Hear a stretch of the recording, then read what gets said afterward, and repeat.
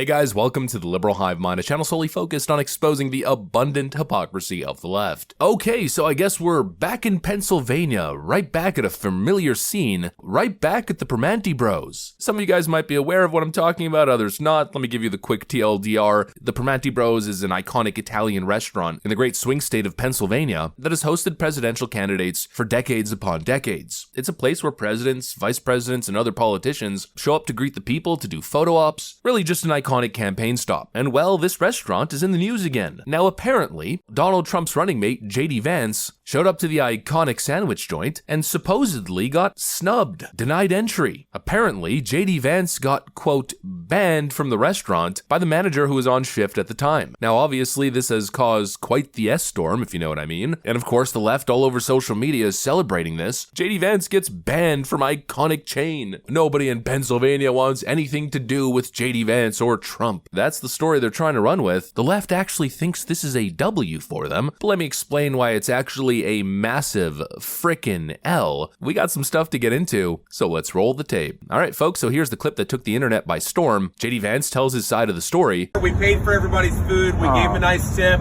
and of course when I gave him a nice tip I said, no taxes on tip. It's alright, don't hold it against her, she just got a little nervous, but it's a great local business, let's keep on supporting it, and most importantly, November 5th or before, go vote, let's go win this thing.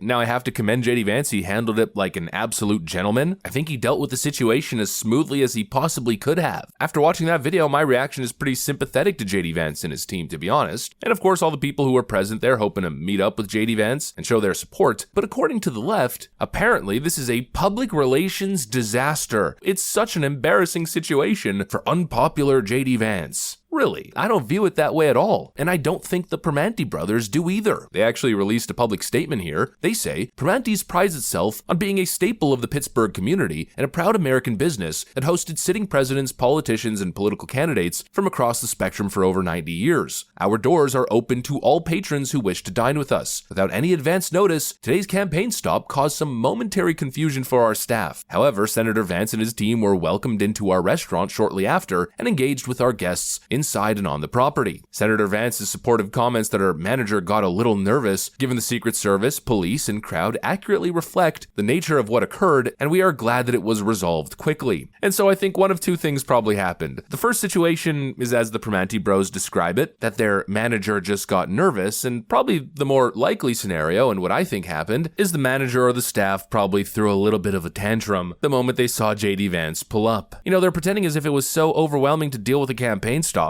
but who's really buying that? They literally pride themselves on being the place where presidents, vice presidents, and politicians show up to campaign. It simply makes no sense, and if you look at a lot of the videos that are being released from patrons who were actually in the venue or in the restaurant before JD Vance pulled up, well, a lot of those people are saying that they were kicked out and that JD Vance was banned. He was refused entry and told to leave. It's a riot. The manager went outside, told them they need to leave. They will call the police if he comes south.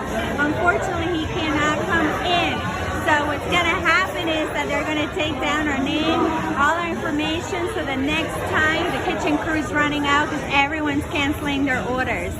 Everyone just canceled all the orders, and we're just paying for what we drank, and then everyone's leaving. But yes, unfortunately, Vance cannot come out of his car, cannot shake our hands, because Primanti's brothers does not want him in here whatsoever. And this is what the left is trying to celebrate as a big win for them. Another Trump-deranged meltdown. And really, the conclusion is what I find so comical. You know, stuff along the lines of Pennsylvania doesn't want anything to do with JD Vance or Donald Trump. You know, maybe in Philadelphia, but in Pittsburgh? Yeah, I don't think so. This situation isn't embarrassing for JD Vance, it's embarrassing for the Primanti Bros. And now, of course, the Kamala campaign is trying to take advantage. Kamala HQ tweets, "Nothing beats a stop at the Primanti Bros," and they released this video.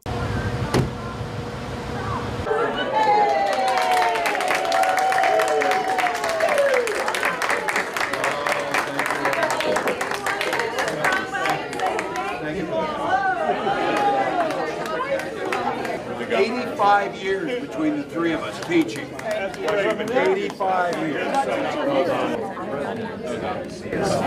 I taught the whole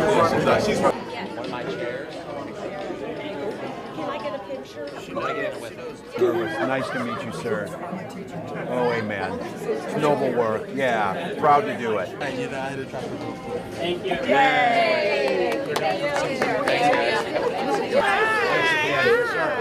Grateful. How are you? Nice to meet you. Thank you. Very nice to meet you. Very nice to meet you. Thank you all so very much. Oh, how wholesome and how amazing. They're trying to rub it in, except once again, what a farce. As we know, this little Kamala Harris campaign stop was anything but authentic. All those supposed patrons were actually bussed in. They were actors. Let's not forget this clip. They kicked us out of Permani Brothers, and they said it's a problem. You are terrible people. Tell us again, what happened at Permani Brothers? They kicked us out of Permani Brothers so that they could get the paid actors inside. Ridiculous. So there's all the paid actors. Look at all these people. My God. Holy hell. All these actors and these vans. No, they can't even afford actors. The actual patrons who were sitting in the restaurant were told to leave so Permanti Bros could do a campaign event. Oh, and by the way, the Permanti Bros' initial response to this situation was that they, quote, didn't want to be a part of a campaign event. Doug Adams from NBC News reports that JD Vance intended to make a stop at the Permanti Bros near Pittsburgh, but when they got there, the campaign was told that no cameras were allowed and the restaurant didn't want to be a part of a campaign event. Vance ended up shaking hands outside in the parking lot. He has an event in Monroeville, PA this afternoon.